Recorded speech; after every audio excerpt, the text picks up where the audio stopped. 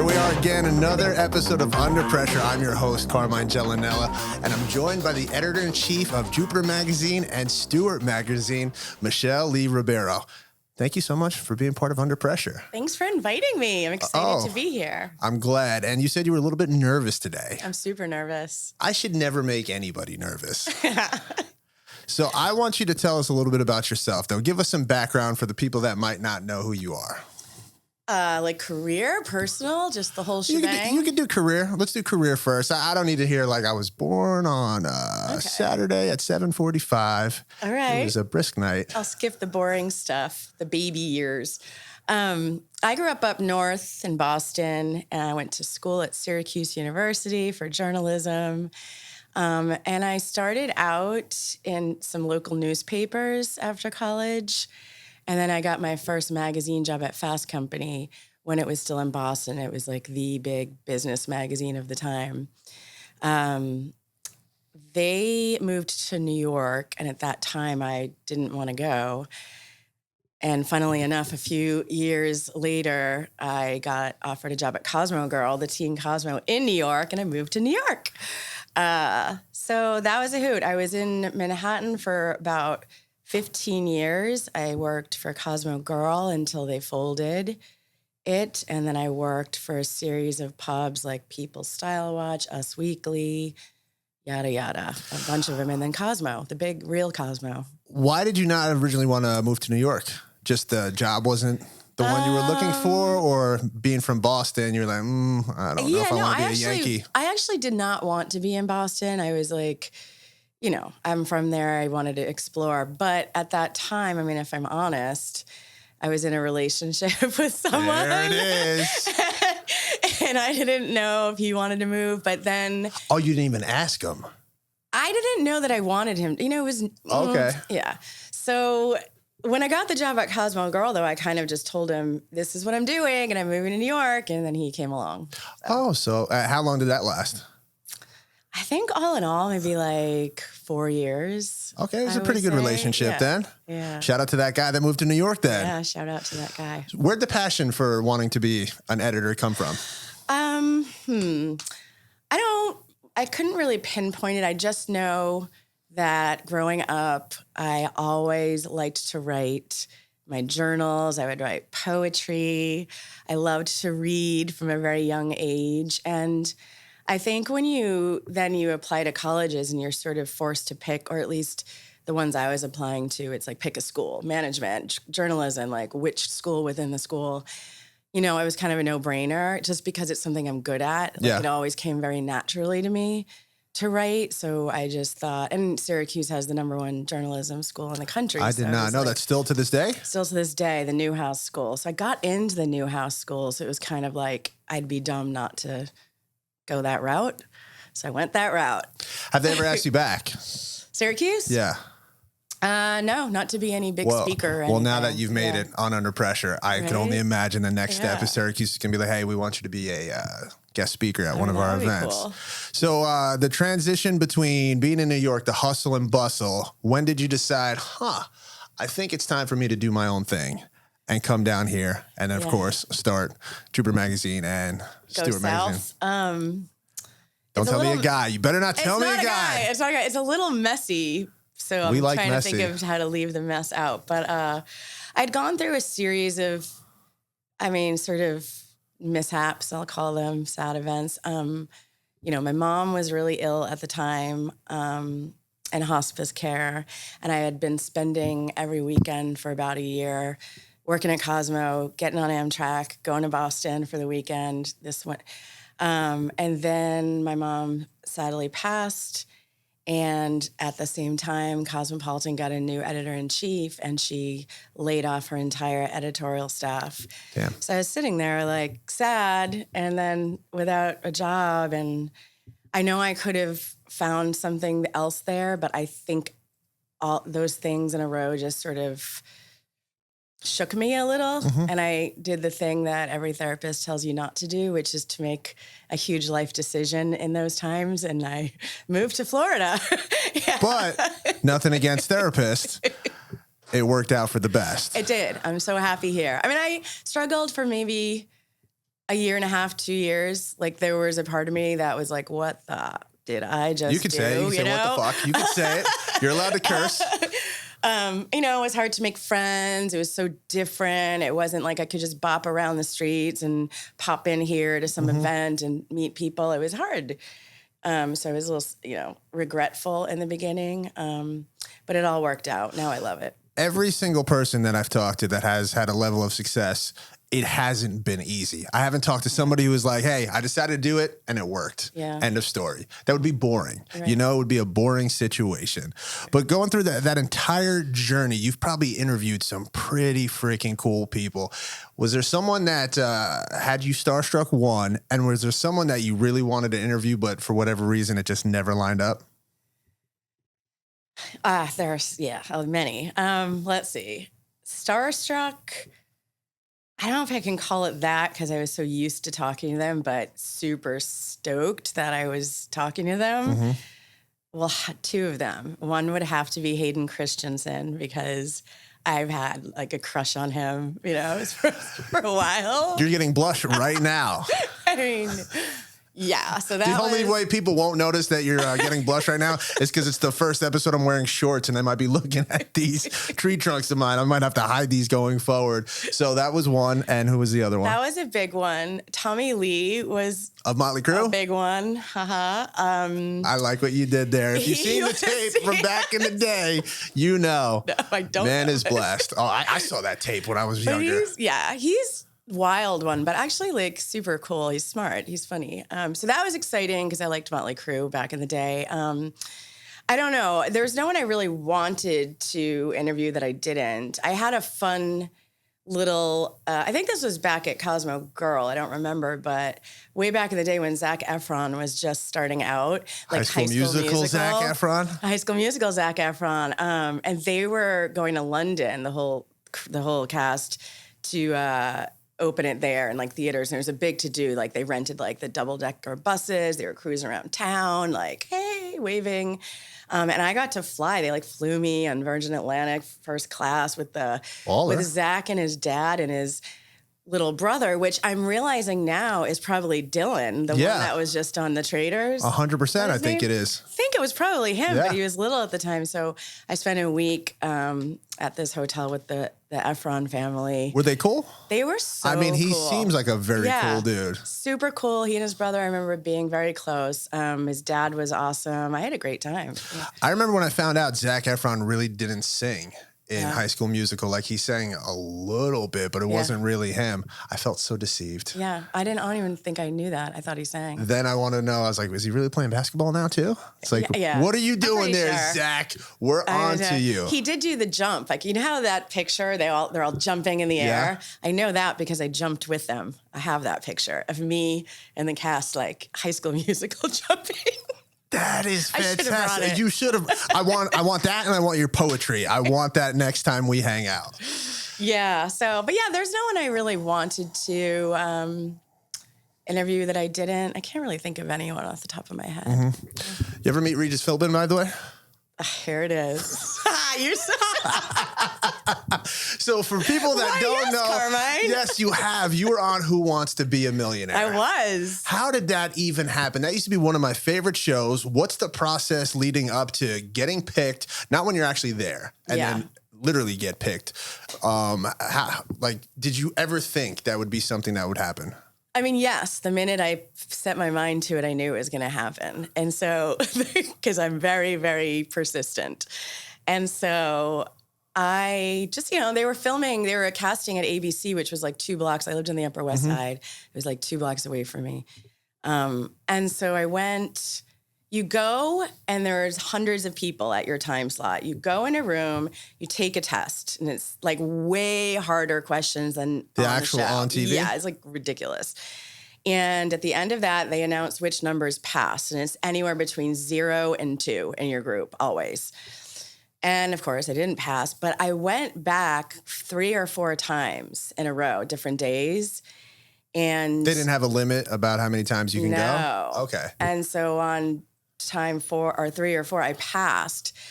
I'd like to say it's because I'm just a genius, but full disclosure, I just memorized all the questions on my test for 3 boards. That's genius. I was going to say, is it the same exact They have like 3 or 4 of them circulating, but by the time I had done it, so I would race home, try to remember all the questions, Google the answer, blah, blah, blah. Sorry, Regis, this is how I got on. But so I passed. And then after you pass, they take you back to do like an on-camera interview to see how you are. Yeah. Did that. And then they send you home with this, like, you know, hey, if we like you, you'll get a card in the mail. It could be never. You're in the pool. You're in the talent pool. Oh. Could be never. It could be 2 years from now. And I remember like 3 days later, they called me. Good. You were like, I took that shitty test 8 times. Yeah. I better be a contestant. So they cast me. And then they said, these were the days when Meredith Vieira had taken it over in the daytime.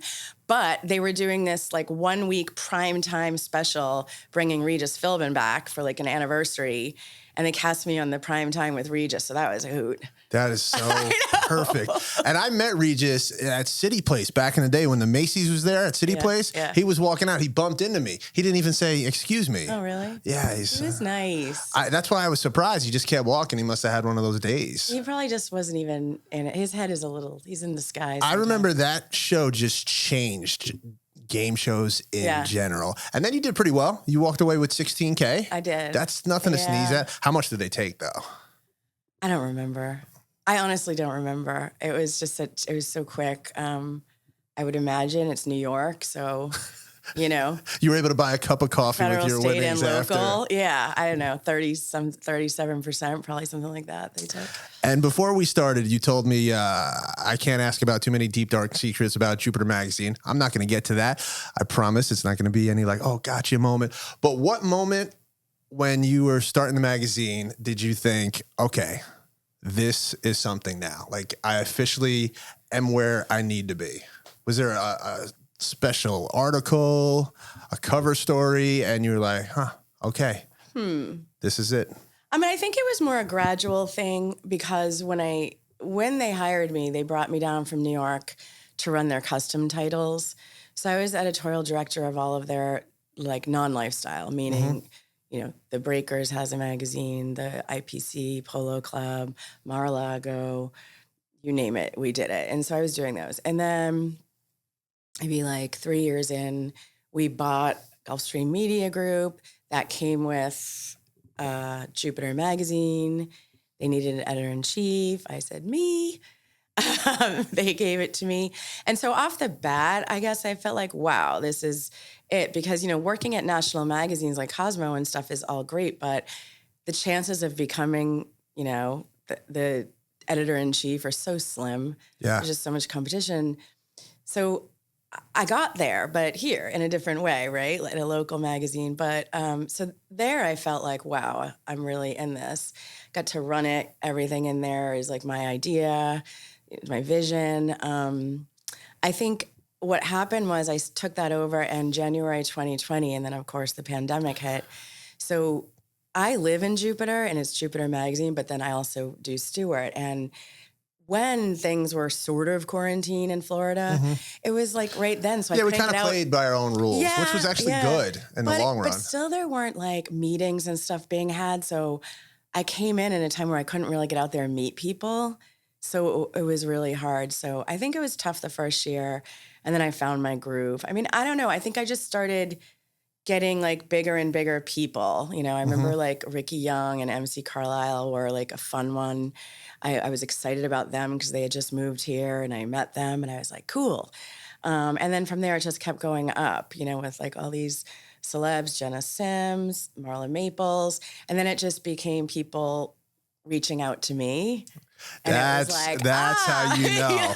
It's like, hey, I would really love to be part of this. And I know you just recently did something with Chef Jeremy Ford. Yes, huge one. He is such an interesting individual. Yeah. He's got so many things going on. I would actually love to have him on the show in the not too distant future, but he's also one of the nicer people. Very cool guy. Meet. Very genuine, a total blast.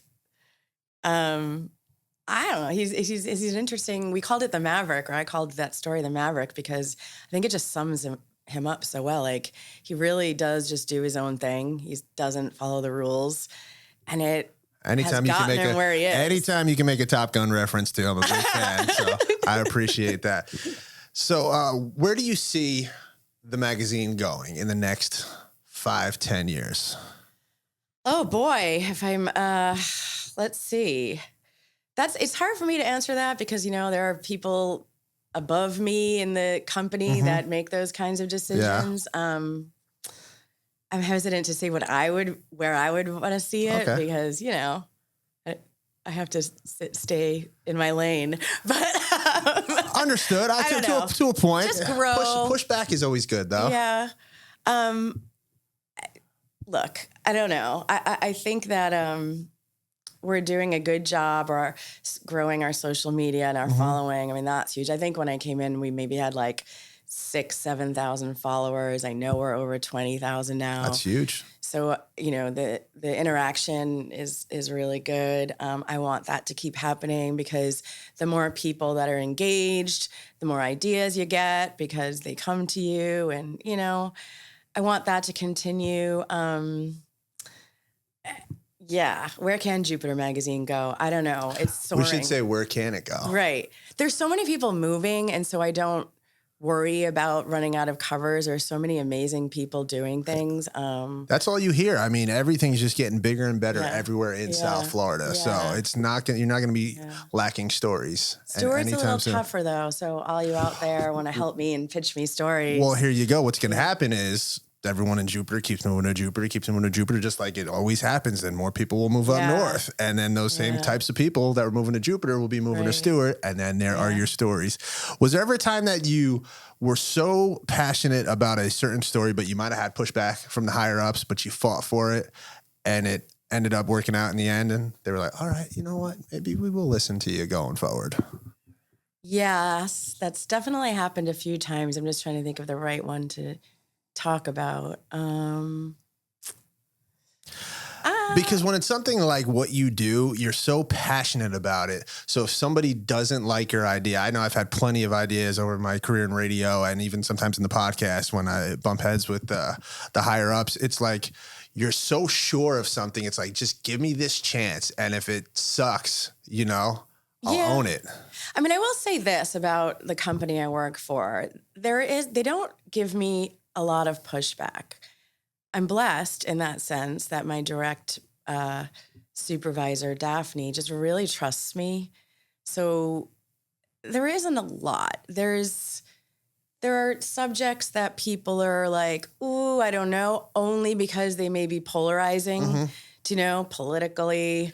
That is, unfortunately, now in 2025, people turn anything into politics. Right. So those are probably the tougher ones, or just any subject. I remember doing a story in the beginning on, forget what I called it, but it was all about just like the whole marijuana industry and growth happening here in Florida. And, it was like, how are people going to feel about this? I was surprised. Honestly, I'm surprised recreational marijuana didn't pass in the last election. Yeah, there were reasons for it, though. Because of the different layers to it?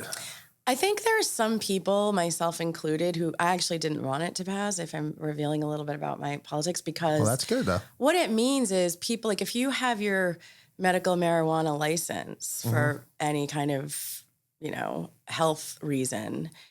you go to these shops and there's a lot of competition among them. There's different strains and competition keeps things good, right? So what I think people didn't realize about that, Bill, was that what it meant was that now you're buying it from the government because the taxes were going to go back into the school system. And people just saw that as like, wow, awesome. That's got to be a plus, yeah. But now you just have just the government selling it and you can only buy it from them. I don't know how I feel about that because anything can happen. It is what they have and only what they have, and prices could go like that. That's true. The government. I didn't know that. Now you're educating me because I was ignorant to that fact, and I appreciate you for letting me know because then that's the government having a monopoly on marijuana, right? So.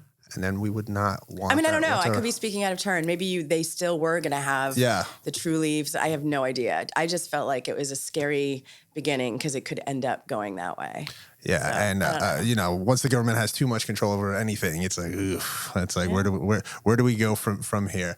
And speaking of where do we go from here, I'm excited because I feel blessed and honored. By the way, thank you very much because you're looking towards your summer issue, and I'm going to be part of it in some capacity. I really don't know what it is. In a couple of days, I'm doing an interview, and I kind of like that because I'm usually the person interviewing somebody as you. Now, look, the roles are reversed. You're sitting in that chair, and I get to interview you, and I've never been interviewed before, believe it or not. Yeah, so I'm pumped about that, looking forward to it. And then can you give us enough detail about the concept of? I can, I think. What's happening? We're also going to do a photo shoot with you. I just haven't told you yet. Yeah, so that's coming. But I have some ideas. I was hoping it was going to be a photo shoot because I was already telling Kristen, who helps organize all the guests and stuff. She's incredible. She works harder than anybody I've ever met. And I was like, hey, I got some cool concepts. Yeah. But I don't know how it's going to play out. But go on. Yeah. Sorry. So, I guess I can reveal it's a summer issue.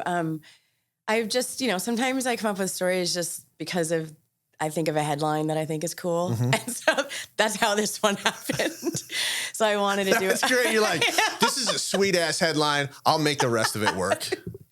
I wanted to do a story called Radioheads because it's a good band. Yeah. Radioheads. And also because it's, y'all are well deserving. There are all these local radio personalities that people know. And so I just thought it could be really fun. I've gotten to know a few of y'all pretty well over the years. And we've gotten close. Yeah. And you guys, and you're all so fun. So I know you all would make great interviews.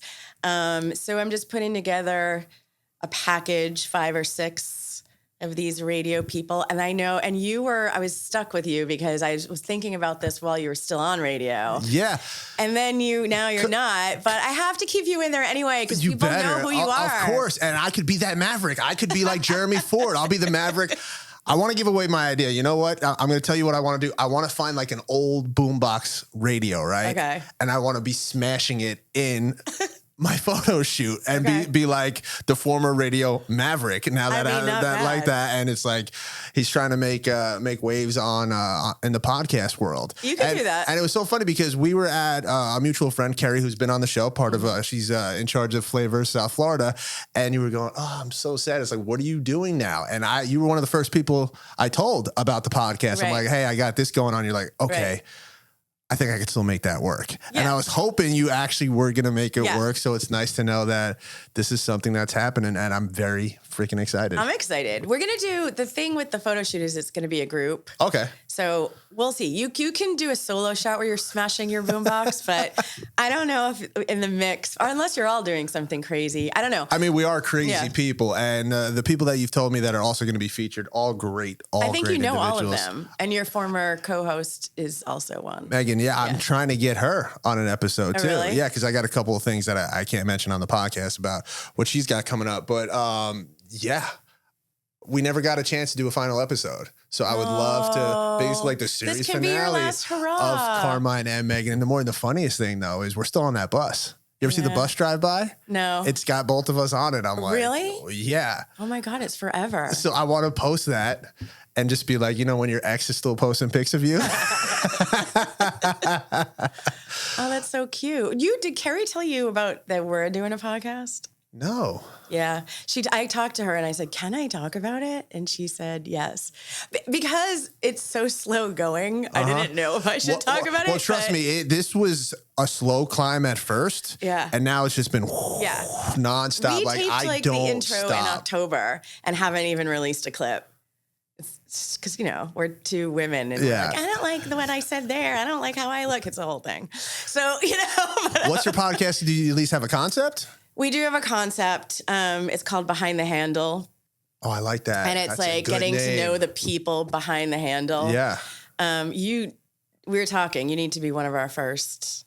I would be honored. Yes. Absolutely. So we're going to wrap Beyond the Handle. Speaking of Beyond the Handle, I might have to change mine because mine's still Carmine Radio. I don't want to change it to Carmine Podcast. I might just be Carmine. You could call it Carmine, what's for dinner? Do you remember that commercial?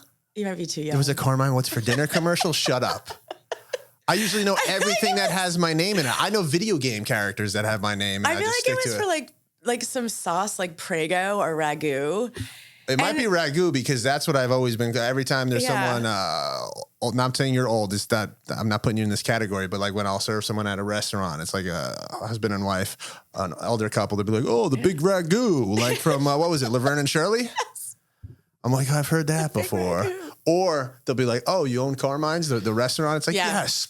That's why I'm serving you at this establishment because I own my own restaurant. I mean, it's definitely a name that comes with a lot of, pop culture thoughts in your head. The commercial, I believe, was like the Carmine and his little friends were out playing, and then the Italian mom is like making the pasta. And then my mom made sauce every Sunday. When it's ready, she opened the window. It wasn't what's for dinner. It's time for dinner. She opened the window and she was like, Carmine, it's time for dinner. And he would the sauce would be like wafting out the window, and he would like run home. As we do. It was on all when we the time. smell pasta, we run. We'll run towards that pasta. I cannot believe I've never seen that commercial. I'll send you a clip. I've never even heard of it. I'm going to Google that as soon as this is over. You have just enlightened me. Was it you? And you just don't want to admit it? No, it wasn't me. You're a child actor. That is so. My mom denied me from being a Gerber baby because I got picked to be a Gerber baby, right? But they said no matter what, even if I was sick, I'd have to show up. And my mom's like, I'm not going to put my kid through that. So the only reason that I'm not a child actor or a child star, who knows, I probably would have had a terrible drug problem and be, somewhere else, is because my mom, she was selfish and she didn't want to be a momager. You seem angry about that. I'm so bitter. I could have had Gerber baby money. Like, please. And then I did a couple of plays when I was younger and I realized acting's not for me. Let me find something different. Yeah, I cannot act to save my life. I actually love it. I did it for a while in New York, like dabbled on the side. Like I did one national commercial for Advil. Did you have a speaking role? Yes. Can you recite it? You can't bring that up and not recite it. It was just so silly. I don't even know have if a I headache? remember it. Advil. Pretty much. Hungover? That's the Advil. It was just a headache, not a hangover. Like it was like sometimes I get a really splitting headache, and then I forget the rest. But yeah, I got some royalties for a few years. Nice. I can't believe how many gigs did you try to go out for? And then you got the Advil one. Not that many. I mean, I didn't have an agent or anything. Like the Advil was an open call and I just happened to get it. And then everything else was through my job. Like when I was working at Cosmo Girl and then again at Cosmopolitan, both of those magazines filmed reality shows while I was working there. Oh, which so ones? I ended up on them. The Fashionista Diaries was one, and I forget what Cosmos was called. I honestly don't remember. But I think I was in like 2 episodes really briefly. Still good though. So that I just kind of fell into it. I like it. It's fun to be on camera. Are you a fan of reality TV though? I love it all. What's your guilty pleasure then? What's your favorite? Because I don't say I have to. I've been suckered in to glancing at the Real Housewives franchises. Then all of a sudden I'm asking questions. Once you start to ask questions, it's over for you because then you're invested. I have never watched that. You've never watched any of the Real Housewives? No, it's the one. And I watch all reality. I watched all of Vanderpump. Vanderpump's my favorite. I'll start over from the earlier seasons because they were just so great. I watch now every single one of the 90 Day Fiance franchises. Like before the 90 Days, 90 Day the Other Way, all of those. My favorite one is Survivor because I actually applied to be on there. This is going to totally age me, but whatever. Their second season, and I got called. I sent a tape in. They got called. I went in for like 4 rounds of interviews, and then they cut me and cast Elizabeth Hasselbeck in my spot. Wow. That's my claim. Yeah, I was almost there. But anyway, I just like. So you would really love to do Survivor? Show. I still want to do Survivor. I just don't think I think back then when I sent in the tape, I was a little crazier and would do weird things. And now I don't think my tape would be that interesting. I don't think I'd get a call. But I would love to do it. I watch it. I could easily see them watching your tape and be like, wait a second. Superimpose an Advil bottle right next to this chick. I knew her. Get her on the show. What about Naked and Afraid? It? No, I used to watch Survivor. Naked and Afraid, I love. But I feel like that show is just you wanting to go on a diet for 21 days. You just starve out there. You're freezing, and then you're looking at someone's junk. Yeah. Would you go on that? No, I wouldn't. No. I actually can't believe people go on that. Yeah. No, I'm not going to go naked on this weird show. I mean, even if it was you were just naked in a room with a stranger, then you put everything else on that show, the mosquitoes, the other insects, snakes and stuff like that. And it's very few times have I seen somebody go on that show and they thrive? Right. Like every time they go hunting or fishing, it's like, where'd you learn how to survive? Did you just read a book and then you're like, I could be on this show? And then, well, that's the thing is people don't prepare. Like for Survivor, whenever it always comes down to like fire making contest to get in the final four to plead your case to the jury. And I'm so surprised every time someone doesn't know how to make fire. It's like, that's coming. Yeah. Why weren't you practicing every day at home? Do you think the producers will pick people like that because they know they're going to get on TV and you're going to be, as someone who's watching, going to be screaming at your TV like, you idiot, how don't you know how to do that? I don't think they can because like they pick them and then after they picked them, there's like a week or two before they actually leave for Fiji. And in that 2-week period, they can now practice fire. Like, I don't think they could nail it that, we got someone that doesn't know how to make fire because they could still learn.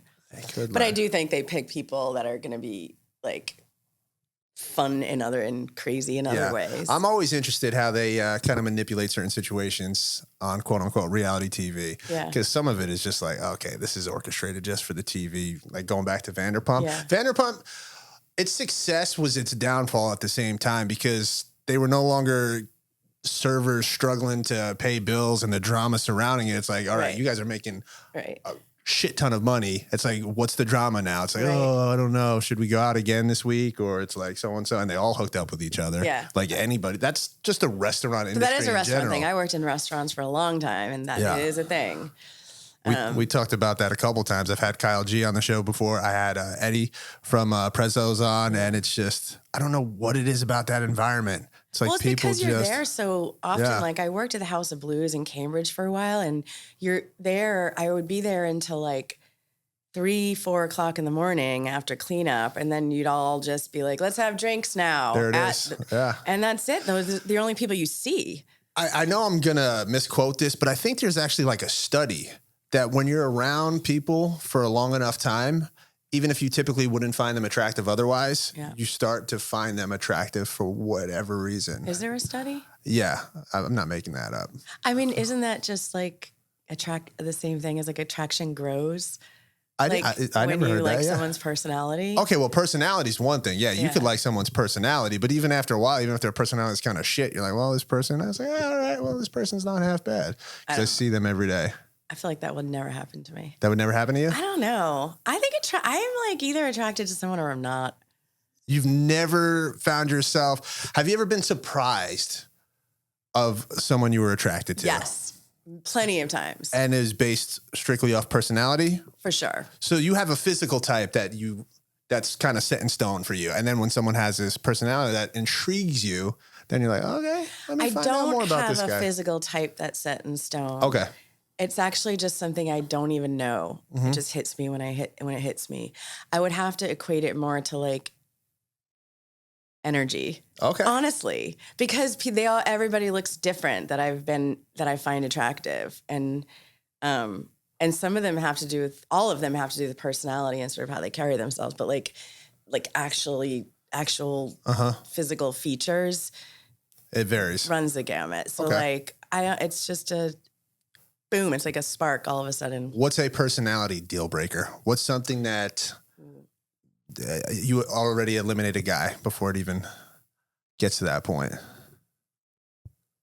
I mean, I don't like... The way he treats somebody? The way he treats others? All the regular stuff, like if you're mean, disrespectful, all of the obvious, but also like... I just don't like false confidence.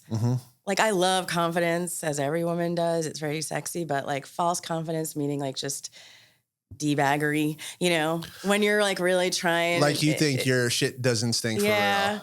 And to me, it's false because you're overcompensating for something, or else you would not be acting that way. Yeah. Do you know what I mean? It's just such a I find myself being overconfident at times. But in a real way. You think so? Or do you think, I feel like you're confident, but it doesn't seem I am fake. confident in certain things. I tell people this all the time. Like, I'll joke about my looks and be like, I know I'm good looking, But when it comes to the podcast or before that radio, I might be one of the most insecure people. Like, I just don't, maybe it's something that's a positive for me because it always keeps me kind of grounded and humble because I'm like, I want to be better each and every day. And I don't believe my own BS.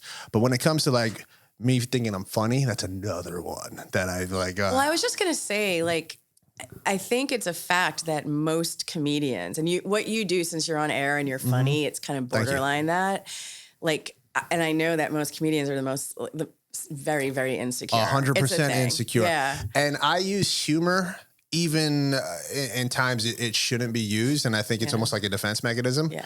And I've had to tell my girlfriend Tyler this numerous times. Like, she's like, not everything's a joke. I go, I don't think I'm purposely doing that. Like, I'm not going out of my way to joke. It's just how I deal with things. Like, I'd rather crack a joke than sometimes deal with something that's serious. And look at us kind of being therapeutic all of a sudden. I'm the same way though. Yeah. And I really don't mean to be that way. It's just, I don't know how to be any other way. A lot of times people are like, the funniest people ever are very, there's trauma in their past because it's like, they don't want anybody else to feel the way they feel. Right. I find myself at times, I could feel down and I was like, but also every single job I've ever had, I always have to be on. Whether it's radio, I have to be on, even if I'm feeling like crap, because no one's listening to me, even with this podcast. No one's, I've mentioned this before on another episode.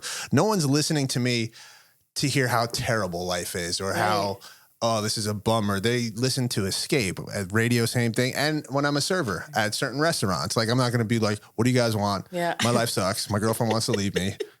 Do you need another drink? Like, nobody wants that. I can't sit behind a computer and just be miserable and just get my job done. Yeah. So maybe that's part of it as well. That's why I would, like, I have to be on, but only when I'm out at events. For the most part, I'm holed up in my home office talking to nobody, right? And editing and planning. And my sister, who's a school teacher up in Massachusetts, I always think that's got to be a nightmare when you're having a bad day. Oh, just to be around other people's kids. With little kids, they deserve to get paid so much. Sad. I mean, some teachers are bad, but for the most part, parents don't even like being around their own kids. Right. And now you just got to go deal with someone else's kids. And there's so many things you can't do. You can't even scold kids anymore. Oh, it's a thing. You get in trouble. Yeah. It's like, how am I supposed to run a classroom? You can't have a bad day. You can't be sad. You can't be depressed because you're up there instructing them all day. And I at the crack of dawn also. Yeah. What grade does she teach? Oh, I'm going to get it wrong, Laura. It's fine to say it. We're not going to fact check it. I think 5th. Okay. Yeah. Oh, that's a tough age too. Yeah. Like, you're just becoming a teenager, right? How old are you in 5th grade? I don't know if you're a teenager yet. Well, because 8th grade is like teenage years, right? You're like 12, 13 in 8th grade. So kindergarten's 5 to 6. So 6, 7, 7, 8, 8, 9, 10, 11-ish. Okay. Yeah. 10, that's 11. preteen. Yeah. That's when you start becoming a little asshole at that age, that happens. It happens quick. But Michelle, this was so much fun. So fun. Right? There was no need to be nervous. I mean, yeah, when I see it back and think, why did I say that? Then I'll Well, before we go though, tell everybody how they can find Jupiter Magazine, Stuart Magazine. The obvious, of course, social media, but still get that out because sometimes the obvious is not obvious. We're on Facebook too. Just look up Jupiter. I don't actually know what it is. I'm sure it's Jupiter Magazine, Stuart Magazine. Instagram is Jupiter Magazine, @Jupiter Magazine, and @Stuart Magazine.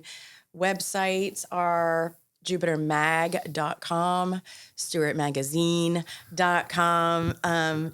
The issues, I don't know. It's hit or miss. They're out there. They're out at Barnes & Noble, certain Walgreens, certain Publix. It's not, we deliver them. It's up to the stores when they actually put them on the shelves. So don't worry, when the Radiohead's one drops, I'm going to have a stack of them in the studio. I'll sign them, whatever. I'm pumped about that. Well, I hope so. You can also just buy them online at the websites I just said. You can always purchase one online and get it sent to you. Well, Michelle, thank you so much again. Of course, you can check out Under Pressure anywhere you consume podcasts. Follow us on all those major platforms, all on social media. And I have 9 different names for each one of them, so you'll have to search it as well. Just find that logo. Look for that Under Pressure logo, and you'll be good to go. I already followed on Spotify and Apple Podcasts. Well, you are the best. Thank you so much, Michelle.